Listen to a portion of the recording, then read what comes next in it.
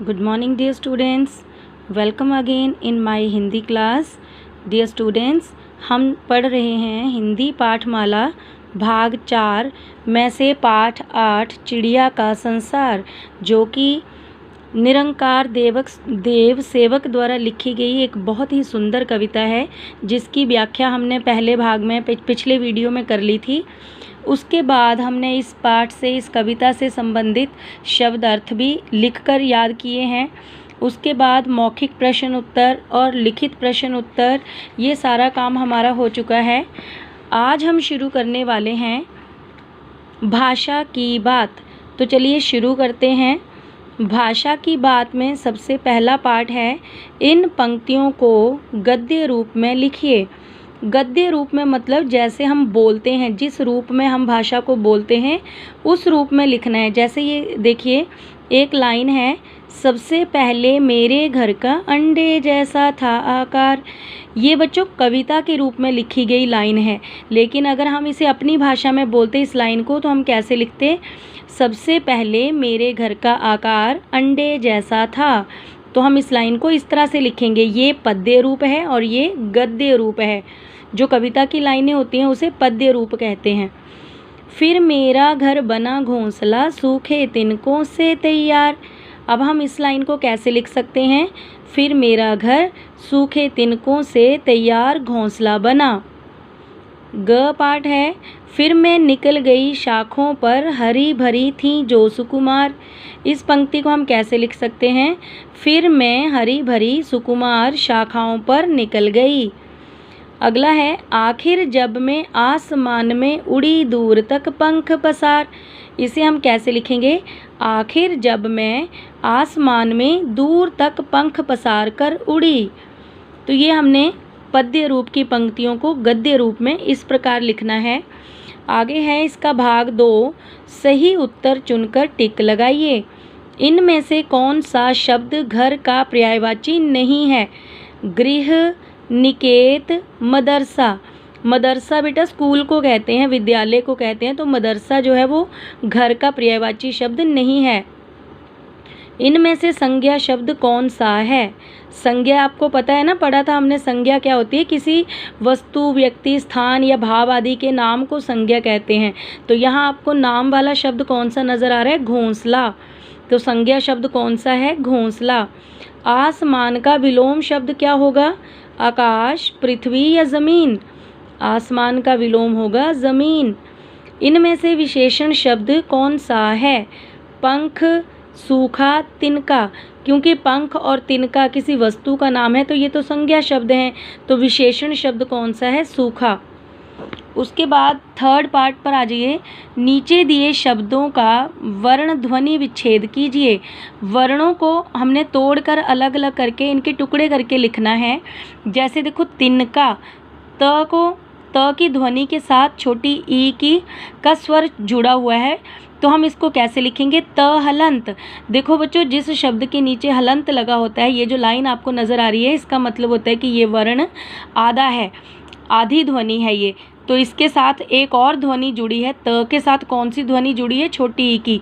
तो इसका वर्ण विच्छेद कैसे होगा? त हलंत प्लस छोटी ई, न हलंत प्लस अ। जब हम जिस वर्ण के साथ कोई और ध्वनि ना जुड़ी हो, कोई स्वर ना जुड़ा हो, तो उसके साथ अ स्वर जुड़ा होता है। तो जैसे न के साथ कोई और मात्रा नहीं है, तो न के साथ अ जुड़ा हुआ है।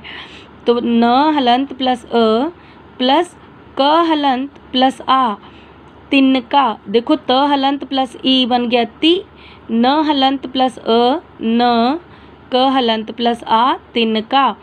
शाखा, देखो श को कौन सी मात्रा लगी है साथ में? आ की मात्रा लगी है। तो हम इसको कैसे लिखेंगे? श हलंत प्लस आ, ख हलंत प्लस आ, शाखा। पसार, अब देखो प के साथ कोई मात्रा नहीं लगी है, तो इसमें अ स्वर जुड़ा हुआ है। प हलंत प्लस अ। स के साथ देखो आ की मात्रा जुड़ी हुई है, स हलंत प्लस आ, र हलंत प्लस अ, प सा र, पसार। आसमान, आ, क्योंकि आ अपने आप में स्वर है, तो हम इसके ज़्यादा टुकड़े नहीं कर सकते।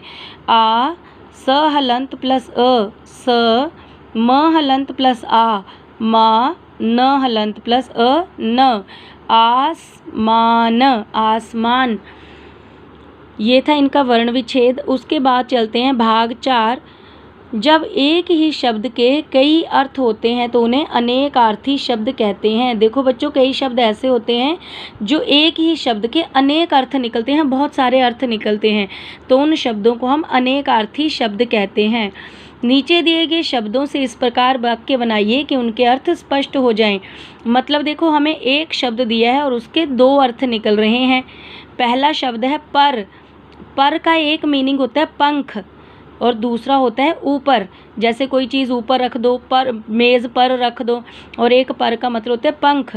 तो हम पर से क्या वाक्य बना सकते हैं? मोर के पर सुंदर होते हैं, मतलब मोर के पंख सुंदर होते हैं। और जो पर होता है ऊपर, तो उसका बनेगा पुस्तक मेज़ पर रखो।